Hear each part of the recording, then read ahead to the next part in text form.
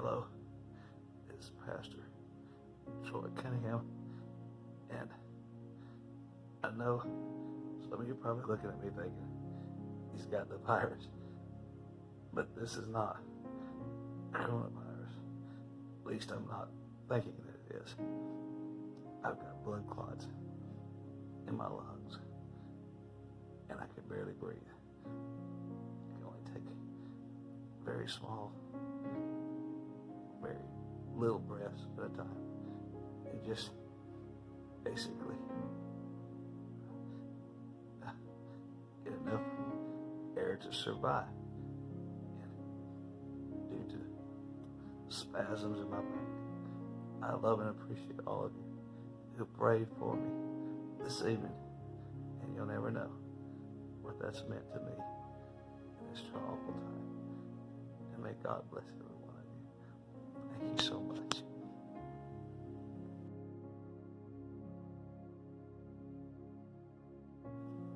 Hello, this is Pastor Troy Cunningham, and I hope everyone is doing better than I am at the moment.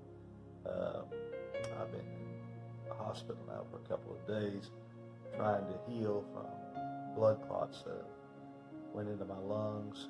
And about 2 nights ago, I came in with severe pain in my chest and in my back. Couldn't hardly breathe, and it got worse. In fact, I really thought I was going to die. I believed that I was leaving this world a couple nights ago. I could barely breathe at all.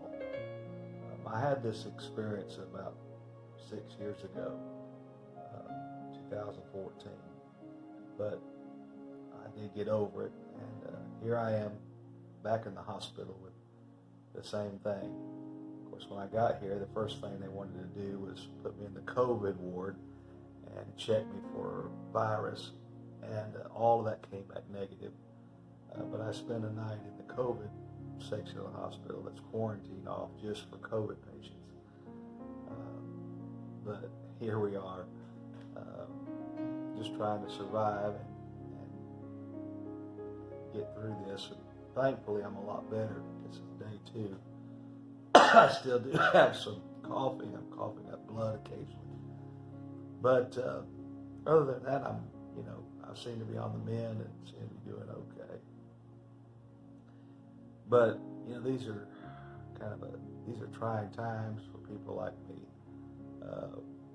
Brushing up against death is never any fun for anybody, and it really puts a seriousness in my way of thinking. When I realized I could be, at a moment's notice called into eternity, and everything on this end of life will be over. And I don't know how many of you out there have had near-death experiences, but I'd love to hear from you. You share with me, things that you've went through that perhaps brought you towards death's door, maybe a lot quicker, a lot closer than you ever dreamed you would be.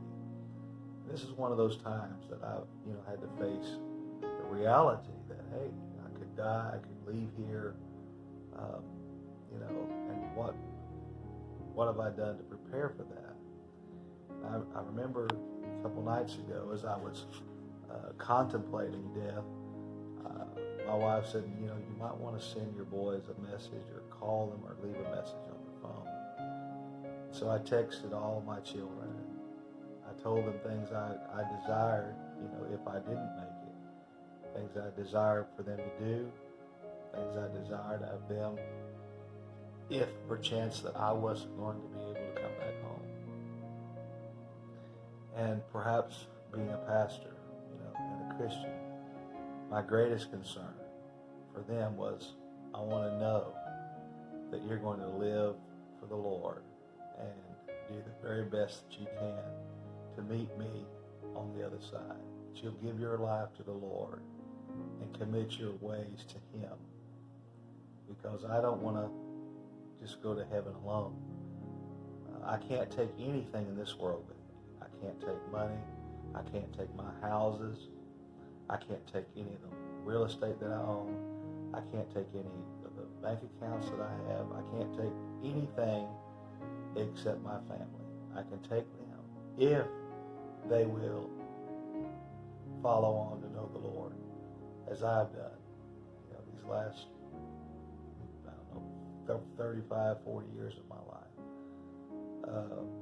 So these are things that brings my mind into focus on what really matters in life. What's the most important thing in life? When you're down to the wire and you're facing, death, nothing else matters in this world. Nothing. Your vehicles, your boats, your cars, your toys, your money, all of that stuff is worthless. For those of you who say, well, I don't believe in an afterlife, I don't believe in whatever, it doesn't matter. When you face death, I don't care what you don't believe in. When you face death, you find out real quick that all this stuff you have accumulated and worked for is worthless.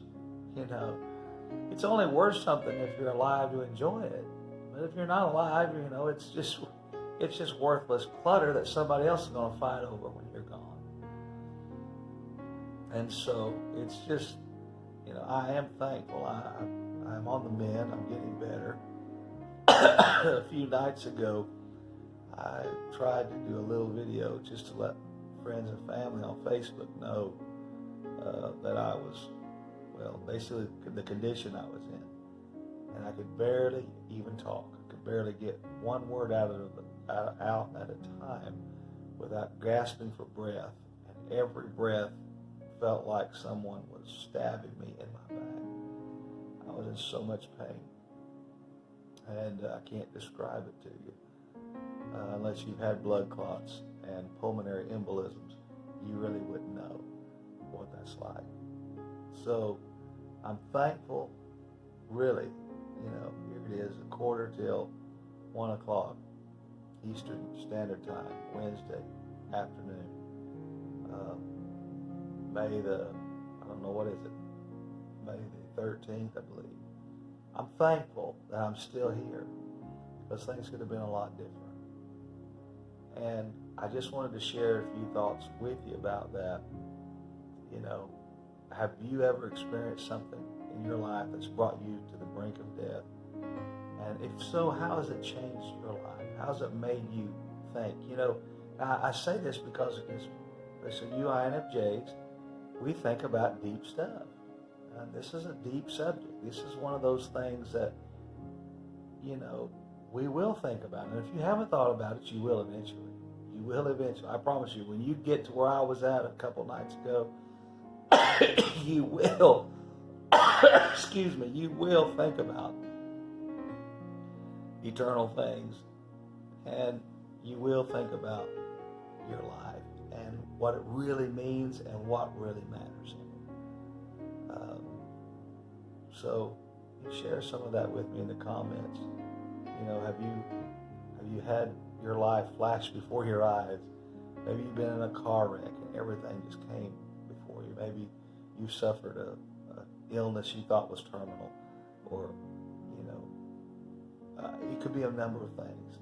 I'd love to hear from you, because these are life-changing experiences, at least for me. Because when my NITI loop gets to going about these kind of subjects, I can think very deeply about what really matters in life. So I just wanted to share those thoughts with you. And for those of you that have known my condition and have prayed, I really appreciate those of you that have prayed and have sought the Lord on my behalf. And I appreciate all of my friends, every one of you. You've been great. You've been a wonderful support. And this INFJ here loves and appreciates all of you. So I hope you all have a blessed day. And one of my favorite sayings is this too shall pass. And I'm grateful. I'm just thankful I'm getting better every day. And this is going to be something in my past in just a little while. So anyway, I pray y'all are blessed. Take care.